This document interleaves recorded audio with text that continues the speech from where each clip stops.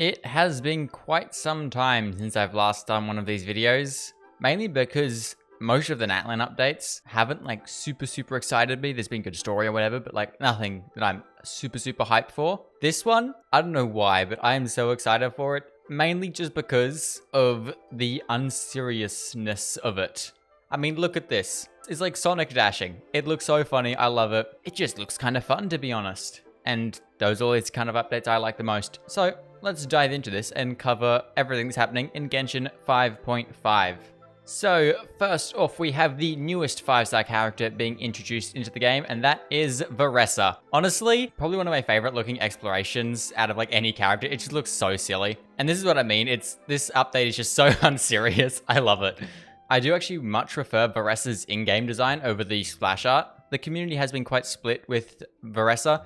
I honestly think she's pretty cool, and her combat does actually look so fun. One of my favorite things with characters is just fun playstyle, and this playstyle looks really fun. She's a plunging attack style character, which is always super fun. Basically, her entire kit, her skill burst, whatever, just from this, basically just is all plunging attack based. She does a charge attack that then launches her into a plunging attack, and that's how she does most of her damage. I can't really tell too much what she does, but she has a cool looking elemental burst, and when she goes into her elemental burst, she does more damage and stuff like that. I don't really know.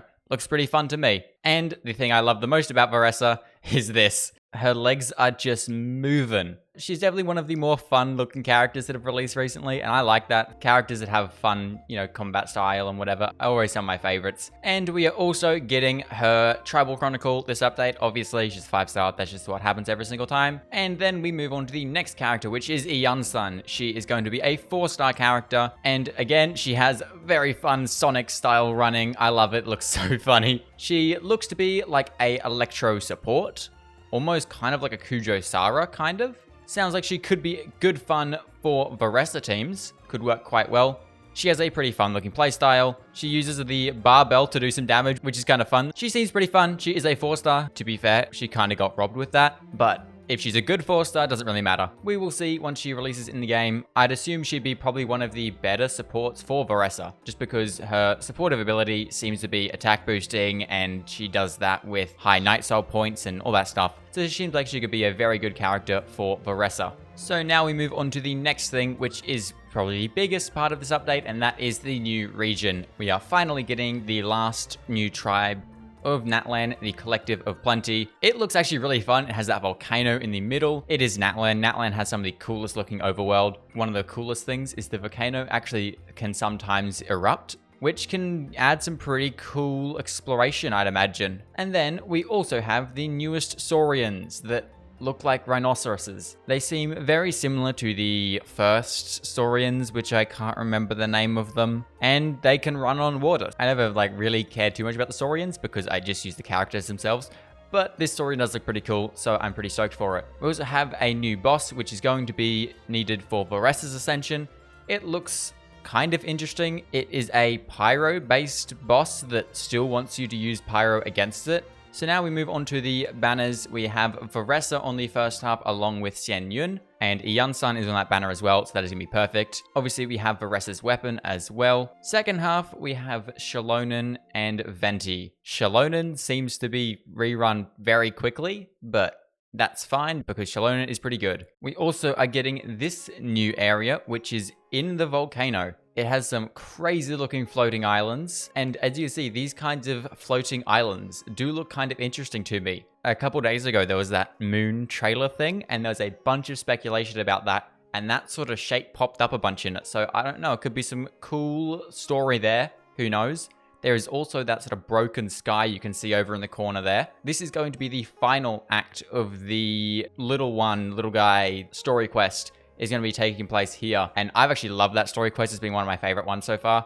So this not only looks incredible, but hopefully should have a pretty good story quest to follow along with it, which is always nice. It's going to be fun to explore. It looks awesome as Genshin does, especially with Natlan. They killed it with the environments.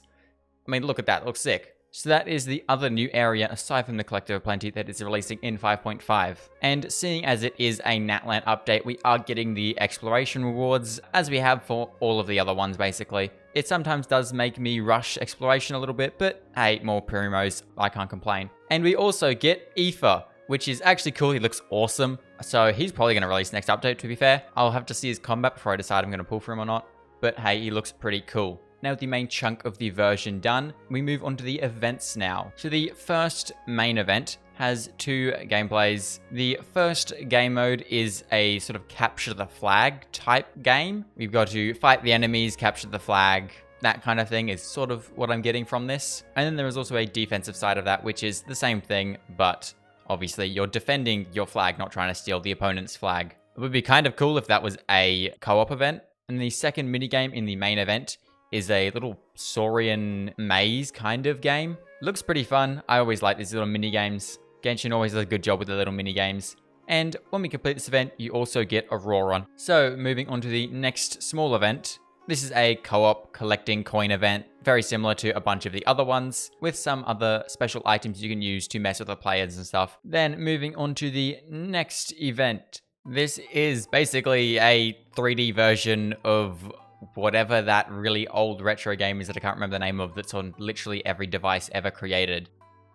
I'm pretty sure Genshin has done a similar event to this in the past. Again, fun minigames, look pretty cool. And then we move on to the next event, which is most likely going to be a pay-to-win event, similar to the fighting event we had in 5.4. You get 2 halves. First half, you have to just get a bunch of buffs, and then the second half, you have to go and fight bosses. And those bosses can be kind of insane. 9,999. Why does a boss have that much HP? So basically, you're either going to need to have some really well-built characters or some C6 characters to max clear this event. I don't love that kind of style of event, but hey, as long as I can get all the primos, I don't care. Then we move on to the next event, which is basically Overflow Mastery, except instead of it getting double drops for weapon materials or ley lines, you get double artifact drops, which I do like because I can grind more artifacts, which is always something that everyone has to do too much. As well as the double drops, you're also getting 2 new artifact sets. I'm not sure what they do. It probably says it somewhere in some developer notes. I'd assume are going to be good for Varesa and Yunsan. And then next event, less of a event to get primos and whatever. It is just a rhythm game update. I play the rhythm game all the time, so I'm super stoked for this. A bunch more Natlan OSTs are being added to the game. There are some really sick OSTs from Natlan. We're getting 2 new echoes as well for version 5.5. We're getting the echo for Venti, and we're getting an echo for Dia. Personally, Dia's one looks sick. It looks awesome. I don't want to go do the challenge to get it, but it does look pretty cool. And then the final sort of event in 5.5 is Genius Invocation TCG, new character cards, new action cards. I don't play this game at all, so I wouldn't really care. But for those who play Genius Invocation TCG, there's some more cards for you. And then finally, for this update, we have some system optimizations. First one, I absolutely love this. If you use the Sanctifying Elixir to craft up an artifact,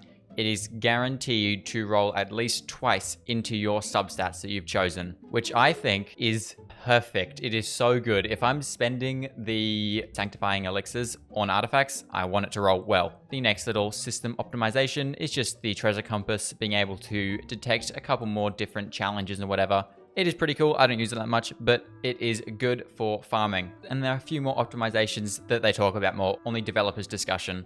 So if you want to read more about them, go check that out. And then the most random and unpredicted kind of collaboration ever. We now have, for some reason, a Sino SSD. Genshin's got too big of a game now. They need to partner with an SSD company just so you can run your game. I was not expecting that, but I mean, it's kind of cool, I guess. More Genshin themed tech. And with that, that is everything releasing in Genshin 5.5. We're getting the new Collective of Plenty, as well as this awesome looking new region that has the Little Guy quest. We're getting Varesa, we are getting Yunsan, we're getting a new story for Varesa, some pretty cool looking events, and some of the most fun looking exploration I have ever seen, and just some of the most unserious style characters ever, and I love that. Those are always some of my most favorite. I'm actually really looking forward to this. I wasn't expecting to actually really like this update. I was expecting just another Natlan filler, which it kind of is. We're getting Aether as well, which is cool. We're not actually getting him, but we are able to see him. I wasn't expecting to love this update as much as I'd have, but I honestly just love unserious gameplay and unserious characters and, you know, just a bit of fun. And this is just an embodiment of that. especially with Varesa's kind of combat and playstyle and whatever. I was hoping we'd see some of the Nodkarai stuff, I think that's how you pronounce it, as we did get that whole moon trailer not that long ago. But hey, it's still a pretty cool update, and I'm expecting it's going to be some pretty fun story and stuff involved in it. So even though there has been some very mixed opinions about Varesa and this update and everything, I'm honestly really looking forward to it. I don't normally make these sort of reaction videos or, you know, talking about the new updates, but this new update really surprised me, so I just wanted to make a video on it. I also kind of out of ideas, but it looks really fun and I wanted to talk about it because of that. So let me know what you guys think about Genshin Impact version 5.5 in the comments, whether you like it, whether you don't like it. But with that being said, I am going to leave it here. So, hope you guys did enjoy. If you liked this video, go check out the last video on the channel. And with that being said, I will see you all next time. Goodbye.